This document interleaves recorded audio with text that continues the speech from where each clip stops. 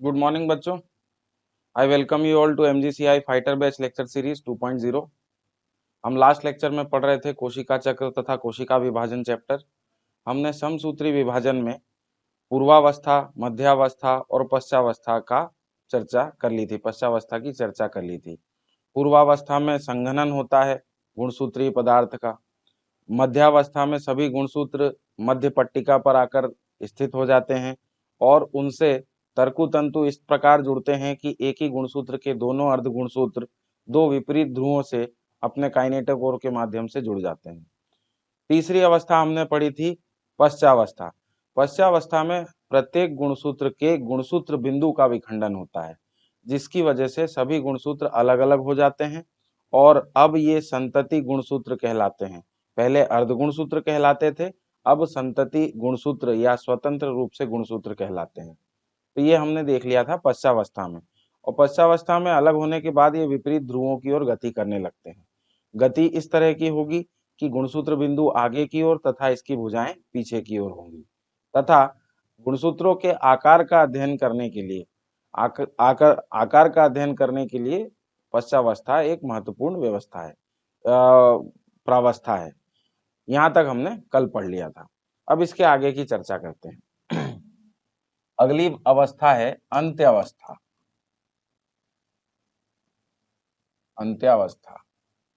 अब ये अंत्यावस्था में पहले तो हम इसे टीलोफेज भी कहते हैं।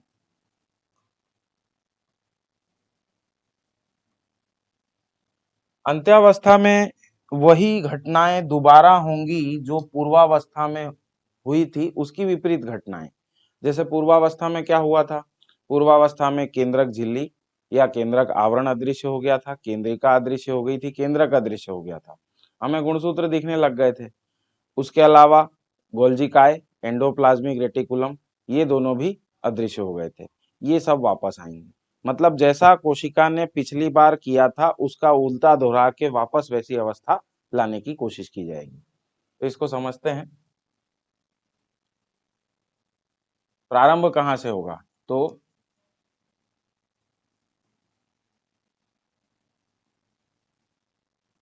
सबसे पहली बात हम लिखेंगे संतति गुणसूत्र विपरीत ध्रुवों पर पहुंच जाते हैं। संतति गुणसूत्र विपरीत ध्रुवों पर पहुंच जाते हैं। ठीक है। दूसरी बात क्या करेंगे हम कि हाँ, गुणसूत्र पूर्व की तरह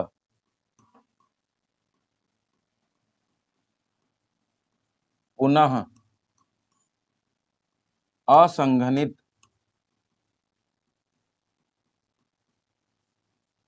होने लगते हैं तथा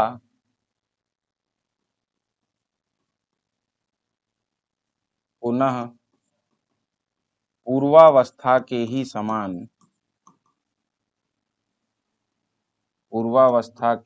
समान गुणसूत्रीय पदार्थ या गुणसूत्रीय द्रव्य जैसे दिखने लगते हैं।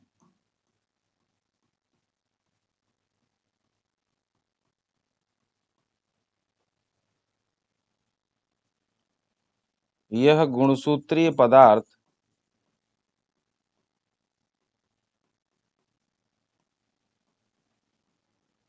विपरीत ध्रुवों पर एकत्रित हो जाता है।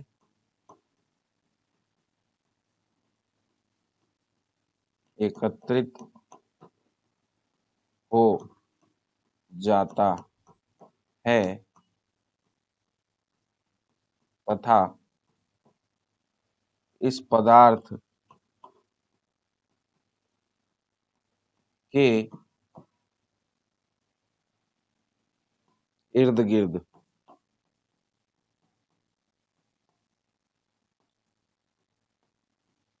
केंद्रक झिल्ली का निर्माण हो जाता है।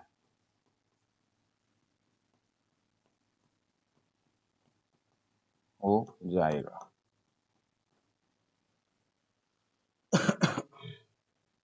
जैसे अगर हम मान लें कि ये हमारी कोशिका है, तो सभी गुणसूत्र दोनों ध्रुवों पर एकत्रित हो जाएंगे और अपनी पहचान खो देंगे। पूर्वावस्था के ही समान गुणसूत्री पदार्थ या गुणसूत्री द्रव्य गुणसूत्र असंघनित हो जाएंगे। असंघनित होने के पीछे का कारण क्या है? तो कुछ जीन्स को डीएनए से एमआरएनए, एमआरएनए से तथा प्रोटीन बनाना है, यानी कि जीनों की अभिव्यक्ति होनी है। जीनों की अभिव्यक्ति होने के लिए गुणसूत्र को खोलना पड़ता है। तो खोलने के लिए पूर्वावस्था के समान, पूर्वावस्था, प्रारंभिक पूर्वावस्था की बात हो रही है यहाँ पे। कौन से पूर्वावस्था की? पूर्वावस्था के प्रारंभ में क्या था? तो हमें गुणसूत्री पदार्थ दिख रहा था जिसका कि संघनन चालू हुआ था। यहाँ क्या होगा? यहाँ गुणसूत्रों का असंघनन हो जाएगा, जिसकी वजह से वो गुणसूत्र नहीं कहलाएंगे। अब क्या कहलाएंगे? गुणसूत्री पदार्थ कहलाएंगे। एक एक गुणसूत्र अलग अलग दिखाई नहीं देता है, जिसके कारण गुणसूत्रों को कहा गया कि इन्होंने अपनी पहचान या अपनी स्वतंत्रता खो दी, और ये गुणसूत्री पदार्थ पूरा एकत्रित हो जाएगा, दोनों ध्रुवों पर एकत्रित हो जाएगा। एकत्रित होने के बाद उसके आसपास केंद्रक झिल्ली का निर्माण हो जाएगा। इस प्रकार से प्रत्येक कोशिका में हमें दो केंद्रक दिखाई देने लगेंगे। एक कोशिका में हमें दो केंद्रक जो कि दोनों विपरीत ध्रुवों पर स्थित होंगे। एक कोशिका में दोनों केंद्रक जो विपरीत ध्रुवों पर स्थित होंगे। तो इस प्रकार अभी कोशिका में दो केंद्रक हो गए।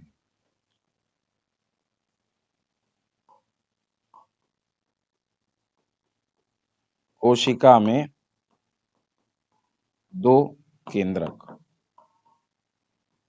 बन जाएंगे।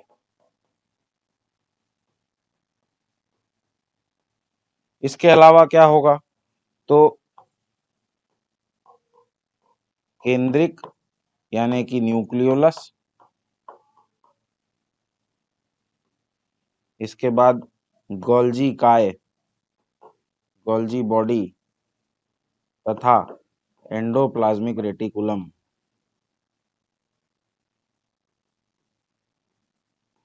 यानी कि अंतर्द्रव्यी जालिका पुनः दिखाई देंगे। पुनः दिखाई देंगे, ये तीनों पुनः दिखाई देने लग जाएंगे। तो गुणसूत्रों में क्या होना है भाई? अंत्यावस्था में हमने देखा था कि अलग अलग ध्रुव पर पहुंच चुके थे सभी गुणसूत्र। अगर हम डायग्राम ड्रॉ करके देखें तो इस तरह से ये अंत्यावस्था का डायग्राम रहेगा, जिसमें प्रत्येक गुणसूत्र विपरीत ध्रुवों पर जा रहा है। यहाँ हमारा तारक काय है, इस तारक काय से निकलता हुआ तरकु तंतु गुणसूत्रों को अपनी ओर खींच रहा है। गुणसूत्र कहाँ एकत्रित हो गए हैं? तो विपरीत ध्रुवों पर जाकर एकत्रित हो गए हैं।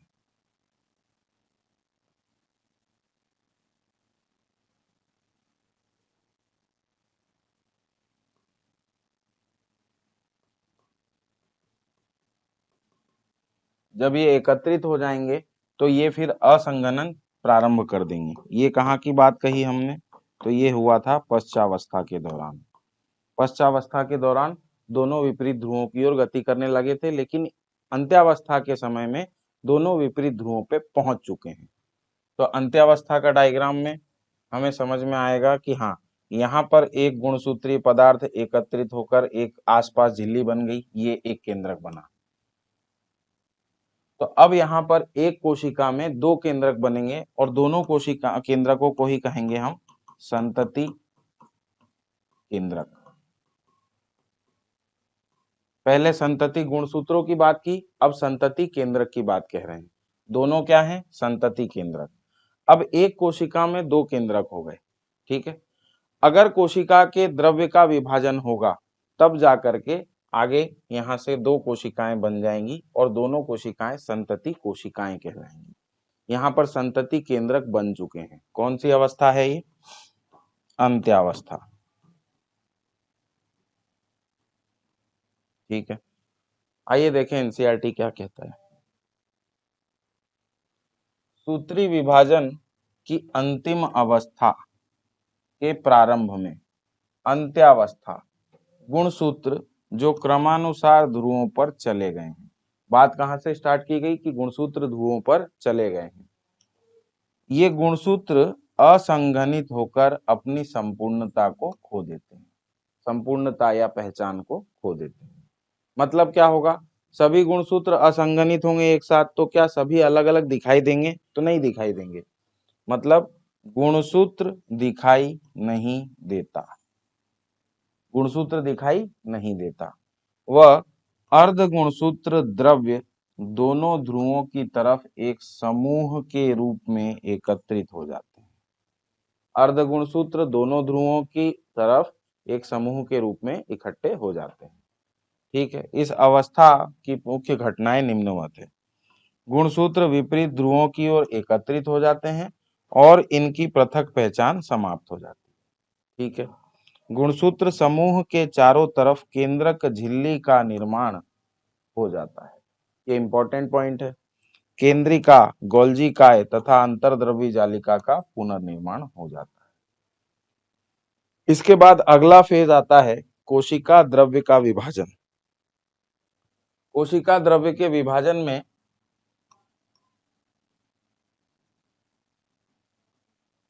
साइटोकाइनेसिस यानी कि कोशिका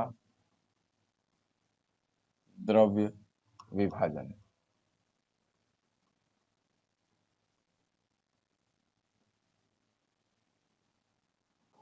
अब इसकी परिभाषा कैसे लिखता है एनसीईआरटी, वो समझते हैं पहले। अंत्यावस्था के पश्चात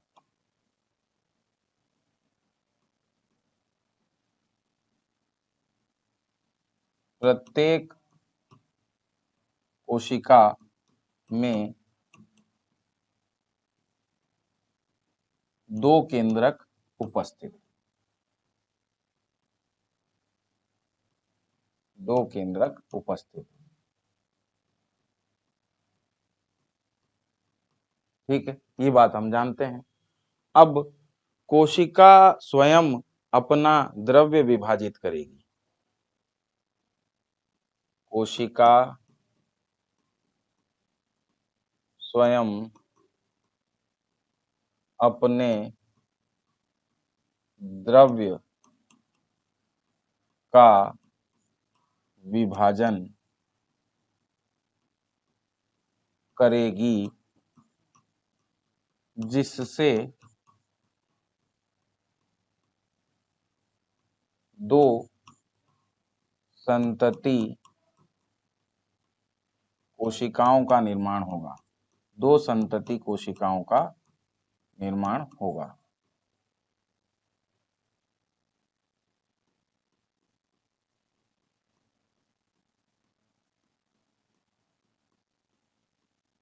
इसी प्रक्रिया को कहा जाएगा कोशिका द्रव्य का विभाजन अर्थात साइटोकाइनेसिस। क्या करेगी कोशिका? कोशिका अपने द्रव्य का विभाजन करेगी, जिससे दो संतति कोशिकाओं का निर्माण होगा और प्रत्येक संतति कोशिका में एक केंद्रक तथा कोशिकांग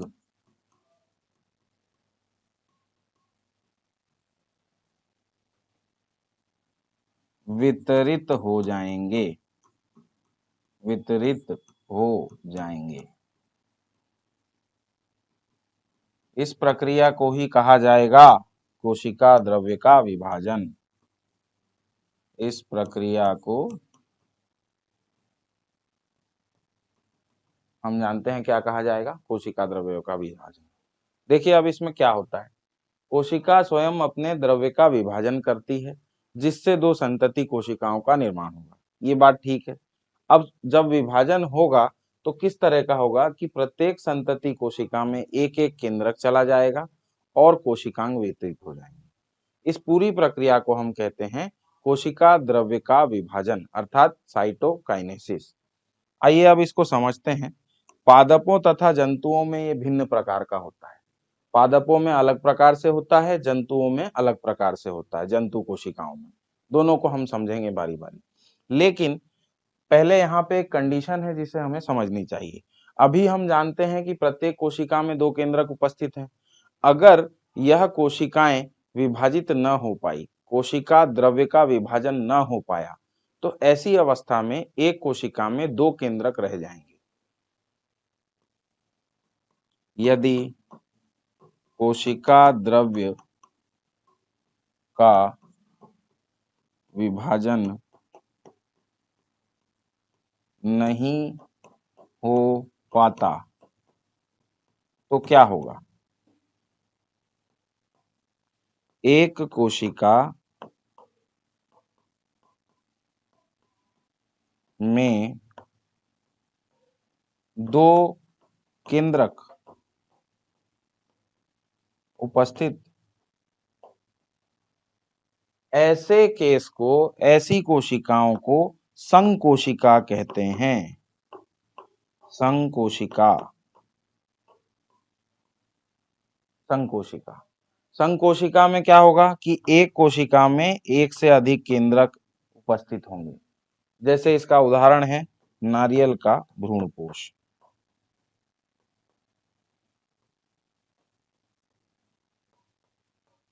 भ्रूणपोष, नारियल का भ्रूणपोष। तो इस प्रकार से हम समझ पा रहे हैं कि एक कोशिका का अगर विभाजन नहीं हुआ तो क्या होगा।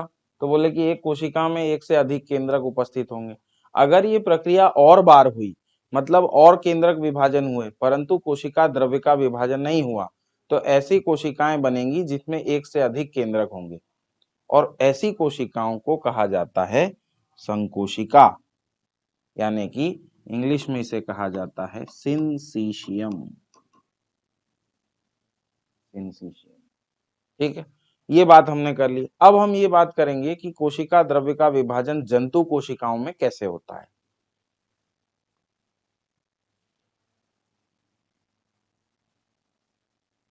जंतु कोशिकाओं में कोशिका द्रव्य का विभाजन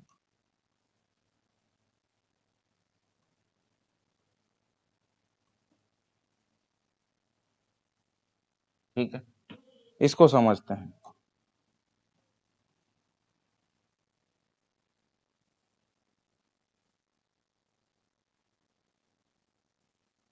एक जंतु कोशिका हमने इमेजिन कर ली, एक साधारण सी जंतु कोशिका।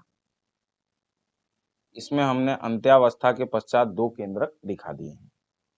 हम एक चीज तो जानते हैं, कोशिका भित्ति जंतु कोशिकाओं में अनुपस्थित होती है। कोशिका भित्ति अनुपस्थित,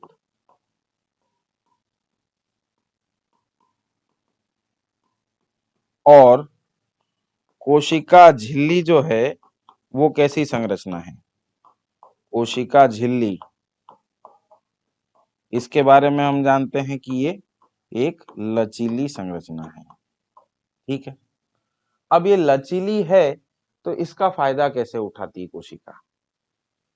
धीरे से कोशिका में एक खांच का निर्माण होता है। इस तरह से मैं दिखा सकता हूं कि कोशिका का एक भाग अंदर की ओर दबना शुरू होता है, जिसे हम कहते हैं खांच।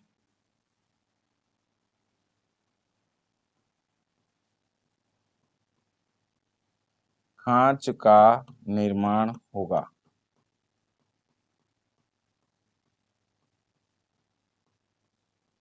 ठीक है, अब ये जो खांच है ये कोशिका झिल्ली के अंदर की ओर दबने से हुआ है। खांच का निर्माण कहां से हो रहा है? तो हम देख सकते हैं कि बाहर से अंदर की ओर,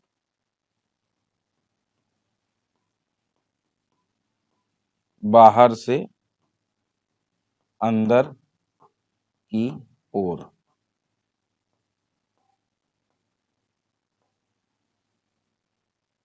बाहर से अंदर की ओर खांच का निर्माण होगा। क्यों निर्माण होगा? क्योंकि कोशिका झिल्ली कैसी संरचना है? लचीली। इसके अलावा यहाँ पर होता क्या है कि माइक्रोफिलामेंट यानी कि सूक्ष्म तंतुओं का पूरा घेरा बनता है। ये सूक्ष्म तंतु बने होते हैं एक्टिन तथा मायोसिन प्रोटीन के। एक्टिन तथा मायोसिन प्रोटीन के। एक्टिन हमें मालूम है कि ये ग्लोब्यूलर प्रोटीन है और मायोसिन तंतु आकार का प्रोटीन है। तो इससे बनने वाले जो फिलामेंट हैं यानी कि माइक्रोफिलामेंट हैं वो संकुचनशील होते हैं और संकुचनशील माइक्रोफिलामेंट चारों तरफ से कोशिका पर एक रिंग या वलय बनाते हैं। ये जो रिंग या वलय है ये पूरी गोलाई में रहेगा, कोशिका की पूरी गोलाई में। इसे हम कहेंगे कॉन्ट्रैक्टाइल रिंग या संकुचनशील वलय।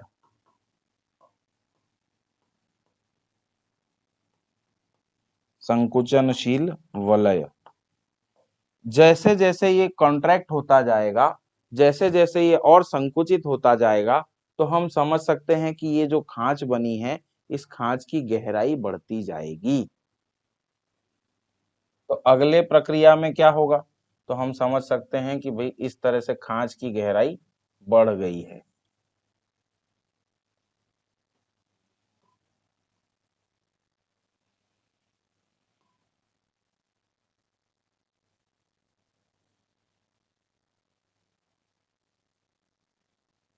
धीरे धीरे इस खांच की गहराई बढ़ती जाएगी।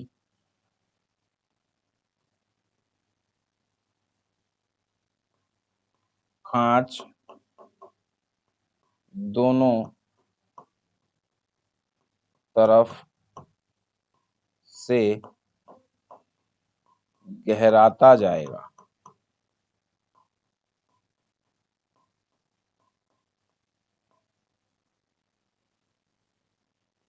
दोनों छोर से खांच एक दूसरे के संपर्क में आएंगे।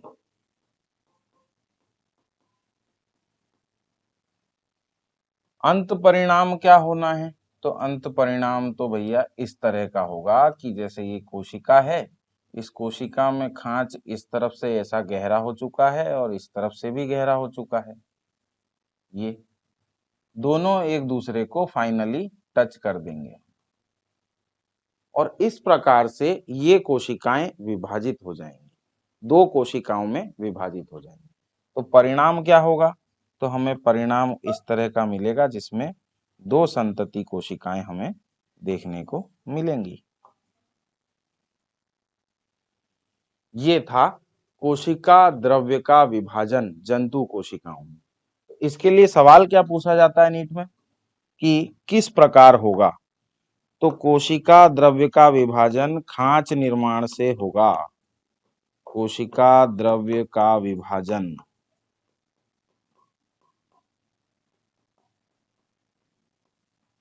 एक खांच के निर्माण से होगा। इस खांच को इंग्लिश में कहा जाता है फरो।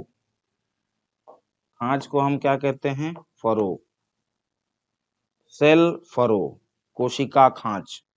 कोशिका खांच के निर्माण द्वारा कोशिका विभाजन। मैं इसे फिर से यहां पर लिख देता हूं, कोशिका खांच द्वारा। खांच कहां से कहां बनेगी, तो हम देख सकते हैं खांच बाहर से अंदर की ओर। ये बहुत इंपॉर्टेंट बात है, ठीक है। तो इस प्रकार से जंतु कोशिकाओं में कोशिका द्रव्य का विभाजन होगा। आइए देखें एनसीईआरटी क्या कहता है।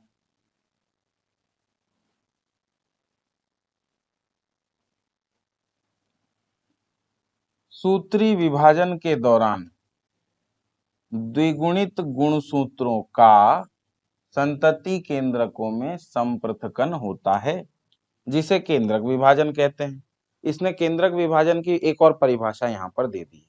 सावधान रहेंगे, इसे याद करेंगे। सूत्री विभाजन के दौरान क्या होता है? द्विगुणित गुणसूत्रों का संतति केंद्रकों में संपृथकन। ये इंपॉर्टेंट लाइन आ गई। इसे क्या कहा? केंद्रक विभाजन।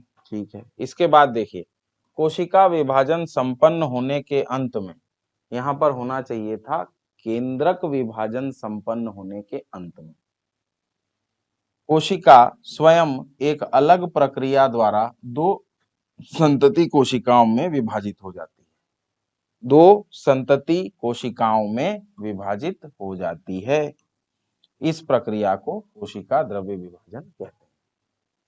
फिर यहां देखिए, प्राणी कोशिका एनिमल सेल के लिए कहा है का विभाजन जीव द्रव्य कला में एक खांच बनने से संपन्न होता है। जीव द्रव्य कला यानी कि प्लाज्मा मेम्ब्रेन की बात हो रही है।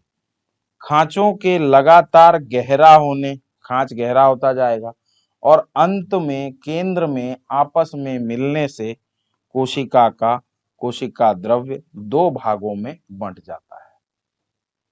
यद्यपि, अच्छा, अब ये किसकी बात कर ली? जंतु कोशिकाओं की। अब हम बात करेंगे पादप कोशिकाओं की। आइए देखें पादप कोशिकाओं में विभाजन कैसे होता है। मान लीजिए कि ये एक पादप कोशिका है। अब पादप कोशिका में हम जानते हैं कि बाहर की तरफ मोटी सी कोशिका भित्ति उपस्थित है। क्या उपस्थित है? तो कोशिका भित्ति उपस्थित है।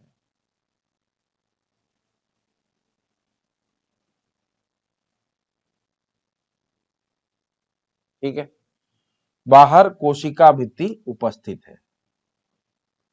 कोशिका भित्ति के बारे में क्या बात कही जा सकती है?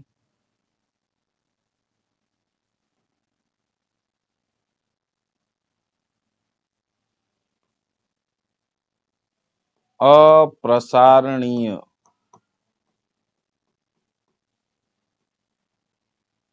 कोशिका भित्ति उपस्थित। किसकी बात कर रहे हैं हम बच्चों?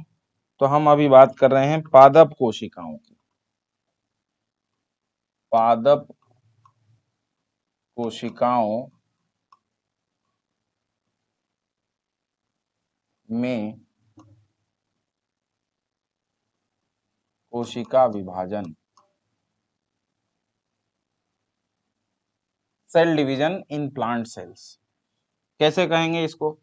तो हम यहाँ पहले तो ये दिखा देते हैं कि भाई दो केंद्रक जो हमारे अंत्यावस्था में बने थे, ठीक है, ये दो केंद्रक हमने दिखा दिए। अब ये कोशिका भित्ति जो होती है ये अप्रसारणीय होती है, मतलब इन इलास्टिक होती है, मतलब इसे खींच करके फैलाया नहीं जा सकता, खींच करके सिकोड़ा नहीं जा सकता, मतलब ये फैल भी नहीं सकती है और सिकुड़ भी नहीं सकती है। तो फिर क्या तरीका है? क्या इसमें खांच बनाना संभव है? नहीं, जंतु कोशिकाओं के जैसा यहाँ पे खांच बनाना संभव नहीं है। कारण क्या है? क्या है कारण? कि भाई इसमें कोशिका भित्ति अप्रसारणीय है। तो क्या होगा बच्चों यहाँ पे कि यहाँ कोशिका के केंद्र से मध्य पटलिका या कोशिका पट्टिका का निर्माण होगा। किसका निर्माण होगा? कोशिका पट्टिका का निर्माण। तो यहाँ पर ये बात इंपॉर्टेंट लिखेंगे हम, कोशिका पट्टिका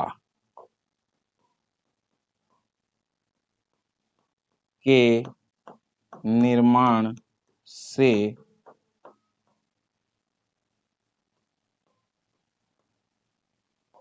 कोशिका द्रव्य का विभाजन होगा।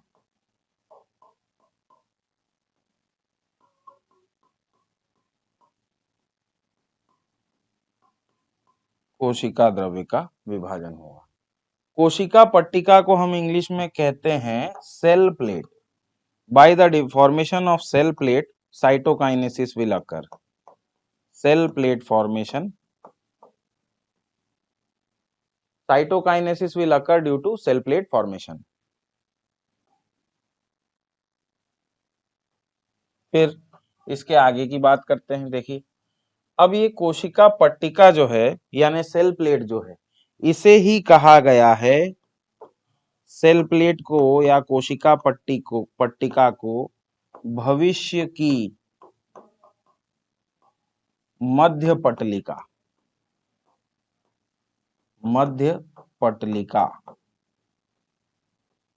पटलिका हम जानते हैं कि कोशिका में कहाँ होती है, तो होती है मिडिल लैमेला। उसे क्या कहा जाता है? Middle lamella. कोशिका पट्टिका को ही भविष्य की मध्य पटलिका कहा गया है। मतलब कोशिका द्रव्य का विभाजन इस कोशिका के आयतन को कम करेगा, ये बात तो हम समझ गए। लेकिन ये बनना शुरू होता है बीच से और बनता है बाहर की ओर। बीच से शुरू होकर बाहर की ओर इस तरह से धीरे धीरे ये कोशिका पट्टिका का निर्माण होगा। अच्छा, ये बात तो हो गई कि ऐसे होगा, बाहर से अंदर की ओर होगा या अंदर से बाहर की ओर होगा, ये ध्यान रखना है। अंदर से बाहर की ओर।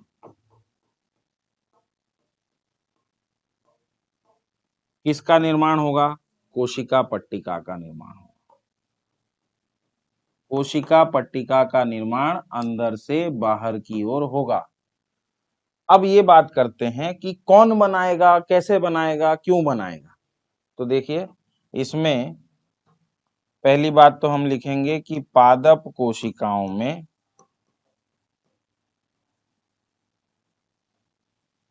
में गोल्जी काय को डिक्टियोसोम कहा जाएगा। क्या कहा जाता है? तो डिक्टियोसोम कहा जाता है। ठीक है, डिक्टियोसोम कहा जाता है। डिक्टियोसोम क्या करेंगे? डिक्टियोसोम फ्रेगमोप्लास्ट का निर्माण करेंगे। फ्रेगमोप्लास्ट का निर्माण करेंगे, संश्लेषण करेंगे। संश्लेषण करेंगे। ठीक है, अब ये फ्रेगमोप्लास्ट का जो संश्लेषण होगा, ये फ्रेगमोप्लास्ट ही कोशिका पट्टिका बनाएगा।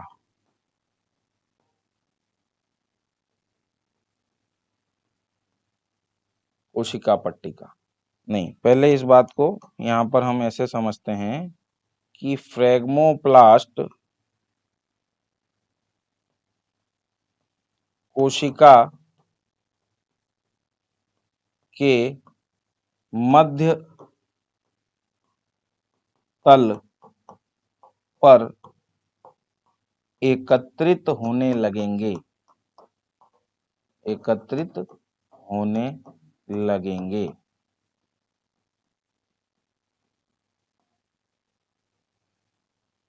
इसी से सेल प्लेट बनेगी। इसी से नहीं, इसे ही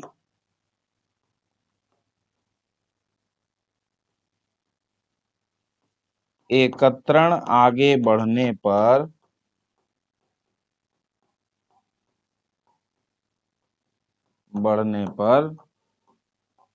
सेल प्लेट यानी कोशिका पट्टिका दिखने लगेगी।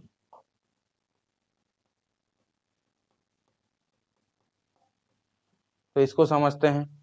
कोशिका भित्ति कैसी है? अप्रसारणीय है। कोशिका भित्ति उपस्थित है और अप्रसारणीय है। तो यहाँ पर कैसे होगा विभाजन? तो कोशिका पट्टिका के निर्माण से कोशिका द्रव्य का विभाजन होगा। कोशिका पट्टिका क्या है? तो भविष्य की दो कोशिकाओं के मध्य की मध्य पटलिका है।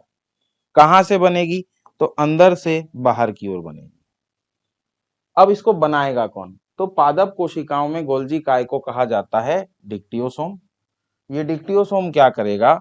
डिक्टियोसोम फ्रेगमोप्लास्ट का संश्लेषण करेगा। ये एक तरह की संरचना है जो कि थोड़ी सी ठोस है, लेकिन कोशिका द्रव्य के बीच में पट्टी में इकट्ठी हो जाती है। तो जब ये मध्य तल पर एकत्रित होने लगेंगे, तो एकत्रण आगे बढ़ने पर वो आगे चल के सेल प्लेट बनेगी। तो देखिए, जैसे ये कोशिका है, इस कोशिका में बाहर कोशिका भित्ति है और यहाँ दो केंद्रक हैं। यहाँ पर से स्टार्ट होगा, केंद्र से स्टार्ट होगा और धीरे धीरे ये एकत्रण बढ़ता जाएगा केंद्र से बाहर की ओर। जैसे जैसे ये एकत्रण बढ़ता जाएगा तो हमें दिखाई देने लगेगा कि यहाँ पर कुछ तो बन रहा है अंदर से बाहर की ओर। पहले अंदर मोटा होगा, फिर बाहर की ओर व्यवस्थित तरीके से बनता जाएगा। तो धीरे धीरे ऐसे ही एकत्रण से ही दोनों तरफ क्या होंगे, तो बोले कि यहाँ पर भी गोल्जी काय होंगे, इस तरफ भी गोल्जी काय होते हैं और इस तरफ भी गोल्जी काय होते हैं। ये गोल्जी काय क्या करते हैं, गोल्जी काय यहाँ पर इस हरे कलर के पदार्थ को जहां हमने दिखाया हुआ है, ये गोल्जी काय दोनों तरफ से इसको स्रावित करते हैं। ये तो हमारा केंद्रक हो गया, ठीक। ये क्या है, तो ये डिक्टियोसोम है, पादप का गोल्जी काय, ठीक है। दोनों तरफ ये क्या है, डिक्टियोसोम है ना। ये दोनों तरफ से कोशिका पट्टिका को स्रावित करने, मतलब फ्रेगमोप्लास्ट को स्रावित करेंगे। फ्रेगमोप्लास्ट एकत्रित होता जाएगा और अंत में दोनों कोशिकाओं के मध्य इस तरह की बाउंड्री का निर्माण हो जाएगा और ये होगा दो कोशिकाओं का द्रव्य का विभाजन। तो इस तरह से ये हुई बात। आइए देखें एनसीईआरटी क्या कहता है।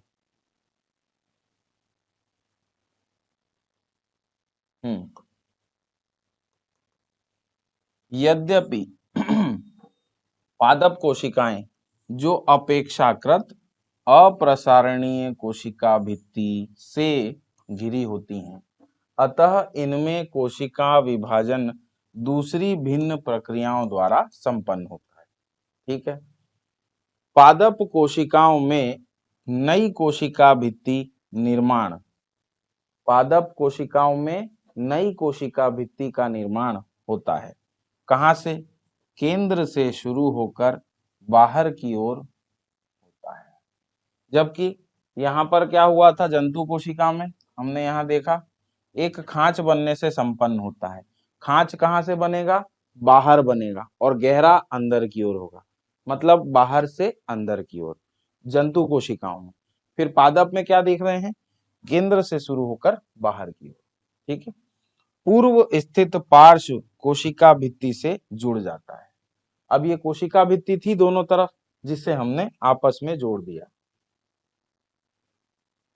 दोनों तरफ ये क्या है, कोशिका भित्ति है, तो अंत में ये साइड में स्थित कोशिका भित्ति से जुड़ गया है, ठीक है। नई कोशिका भित्ति निर्माण एक साधारण पूर्वगामी रचना से प्रारंभ होता है जिसे कोशिका पट्टिका कहते हैं। नई कोशिका भित्ति का निर्माण किससे प्रारंभ होता है, तो बोले कि पूर्वगामी रचना जिसे हम कहते हैं कोशिका भित्ति पट्टिका। कोशिका भित्ति पट्टिका आगे चल के लिखता है जो दो सन्निकट कोशिकाओं के भित्तियों के बीच मध्य पट्टिका को दर्शाती है। आगे चल के मध्य पट्टिका का निर्माण कर देगी। फिर अब कोशिका द्रव्य का विभाजन होने के साथ साथ और भी कोशिकांग जैसे सूत्रकणिका यानी माइटोकॉन्ड्रिया और प्लास्टिड यानी कि लवक, इनका भी विभाजन हो जाता है, ठीक है। कोशिका द्रव्य विभाजन के समय कोशिका अंगक जैसे सूत्रकणिका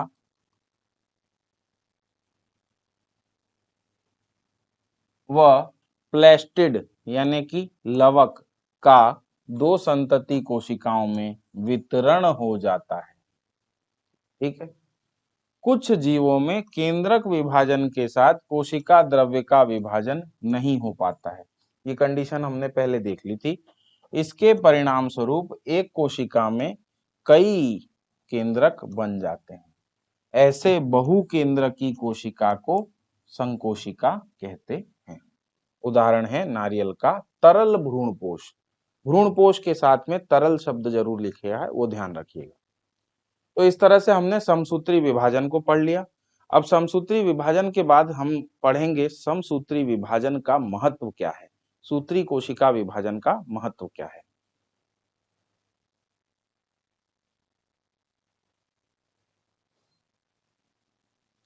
सूत्री विभाजन या मध्यवर्ती विभाजन, इसे दोनों चीजें कहा गया है। पहला क्या कहा गया है, सूत्री विभाजन, और दूसरा क्या कहा गया है, मध्यवर्ती, ठीक है। सूत्री मतलब माइटोटिक, मध्यवर्ती मतलब इक्वेशनल। समविभाजन केवल द्विगुणित कोशिकाओं में होता है, ये सबसे इंपॉर्टेंट बात कही गई है। सूत्री विभाजन केवल द्विगुणित कोशिकाओं में होता है। अब इस बात के साथ में इसके कुछ अपवाद भी हैं। दुनिया में सभी जगह सभी जीवों के द्विगुणित कोशिकाओं में समसूत्री विभाजन होता है, ये बात मानी गई, लेकिन इसके कुछ अपवाद भी हैं। तो उसके अपवाद किस तरह से लिखता है एनसीईआरटी, देखिए। यद्यपि कुछ निम्न श्रेणी के पादप मतलब लोअर प्लांट, निम्न श्रेणी के पादप अर्थात लोअर प्लांट, एवं सामाजिक कीट, सामाजिक कीट मतलब सोशल इंसेक्ट। सोशल इंसेक्ट आप किसे कहते हैं? सोशल इंसेक्ट में हम दो कीड़ों को लेते हैं, एक तो मधुमक्खी और चींटियां, ठीक है। यहां पर बात मधुमक्खी की जा रही है।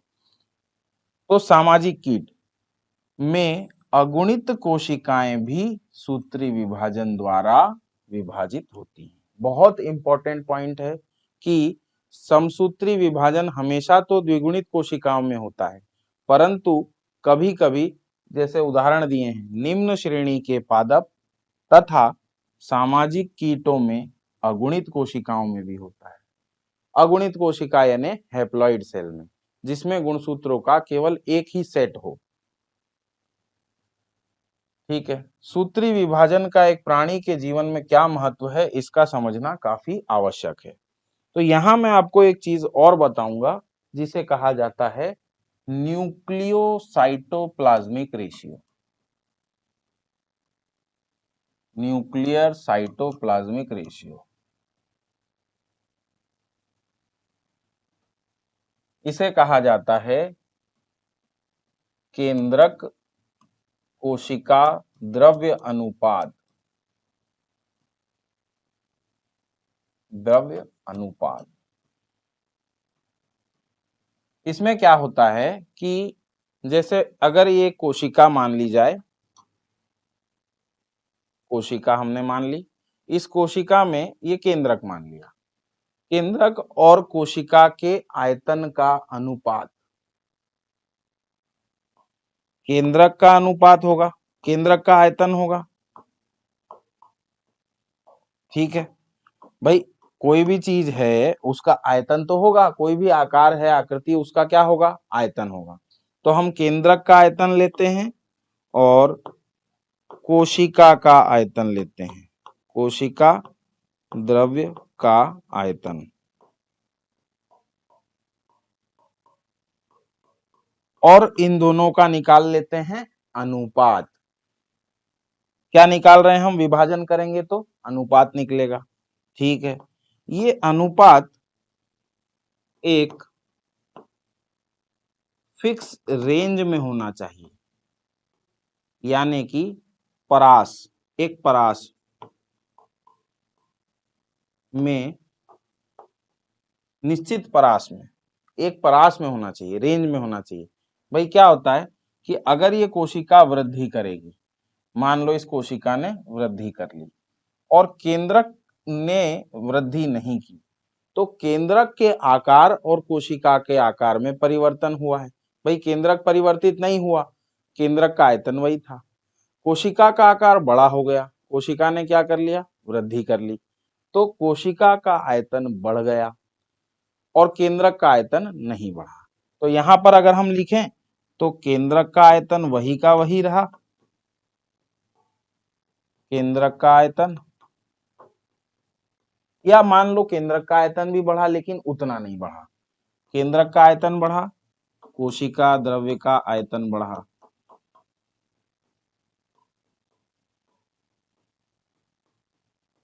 ठीक है। यहां पर ये अनुपात कुछ अलग था, यहां पर ये अनुपात अलग था। कहना मैं ये चाह रहा हूं कि कोशिका की वृद्धि से,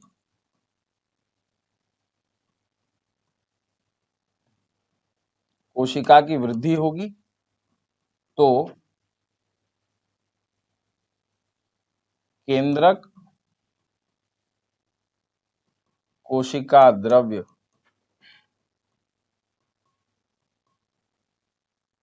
आयतन अनुपात बदल जाएगा या बिगड़ जाता है। कोशिका की वृद्धि से क्या होता है, ये आयतन का अनुपात बदल जाता है। इस आयतन के अनुपात को पुनः स्थापित करने के लिए, आयतन के अनुपात को पुनः स्थापित करने के लिए कोशिका में विभाजन होना जरूरी है। आयतन के अनुपात को पुनर्स्थापित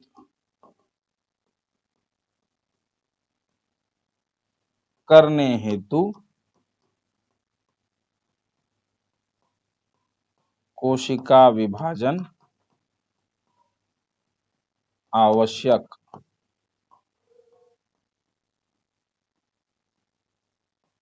आवश्यक है।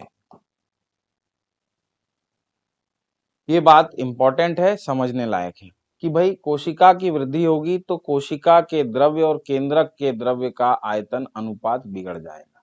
उस अनुपात को पुनः स्थापित करने के लिए कोशिका का विभाजन होता है। कोशिका विभाजन होगा, दो कोशिकाओं में विभाजित होंगी तो कोशिका के आयतन और केंद्रक के आयतन का अनुपात पुनः स्थापित हो जाएगा। इसके अलावा कुछ उदाहरण और भी दिए हैं, यहाँ पे एक एक करके समझते हैं। हाँ, क्या आप कुछ ऐसे उदाहरण जानते हैं जहां आपने अगुणित व द्विगुणित कीटों के बारे में पढ़ा है? तो हाँ भाई, हमने अगुणित में पढ़ा है कि नर मधुमक्खियां यानी कि ड्रोन जो होते हैं वो अगुणित होते हैं, जबकि रानी मधुमक्खियां या मादा मधुमक्खियां द्विगुणित होती हैं। ठीक है, इस विभाजन से बनने वाली द्विगुणित संतति कोशिकाएं साधारणतया सामान्य अनुवांशिक अवयव वाली होती हैं। क्या कहा है कि समसूत्री विभाजन से बनने वाली द्विगुणित संतति कोशिकाएं एक जैसा अनुवांशिक अवयव यानी कि जेनेटिक मटेरियल धारण करती हैं। ठीक है, बहुकोशिकीय जीवधारियों की वृद्धि, जैसे हम अपनी बात करें, जानवरों की बात करें, पौधों की बात करें, तो वो सब क्या हैं, बहुकोशिकीय जीवधारी। इनमें वृद्धि यानी कि ग्रोथ किससे होता है, सूत्री विभाजन के कारण होता है, ये हम सभी जानते हैं। ठीक है भाई, कोशिका वृद्धि के परिणाम स्वरूप केंद्रक व कोशिका द्रव्य के बीच का अनुपात अव्यवस्थित हो जाता है। यहाँ वो बात आई है, इसलिए यह आवश्यक हो जाता है कि कोशिका विभाजित होकर केंद्रक कोशिका द्रव्य को अनुपात को बनाए रखे। तो यहाँ पर स्टेटमेंट भी है, कारण भी है, रीजन भी है। देखिए वृद्धि के परिणाम स्वरूप क्या होता है, केंद्रक व कोशिका द्रव्य के बीच का अनुपात अव्यवस्थित हो जाता है। इसलिए आवश्यक क्या हुआ कि कोशिका विभाजित हो, जिससे कि केंद्रक कोशिका द्रव्य अनुपात फिर से पुनर्स्थापित हो जाए। सूत्री विभाजन का एक महत्वपूर्ण योगदान यह है कि इसके द्वारा कोशिका की मरम्मत होती है। ठीक है, मरम्मत। और क्या होता है, अधिचर्म की ऊपरी सतह की कोशिकाएं, उदाहरण दिया है आहार नाल की भीतरी सतह की कोशिकाएं एवं रक्त कोशिकाएं निरंतर प्रतिस्थापित होती हैं। तो इस पूरे पैराग्राफ में कुछ पॉइंट्स दिए हैं, उन्हें फिर से समराइज करते हैं। देखिए, पहली बात, द्विगुणित संतति कोशिकाएं समान आनुवंशिक अवयव वाली होती हैं। बहुकोशिकीय जीवधारियों की वृद्धि, ये हो गया पॉइंट नंबर 2, सूत्री विभाजन से होती है।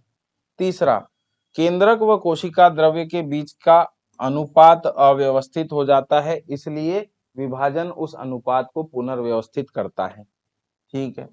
चौथी बात, कोशिका की मरम्मत होती है।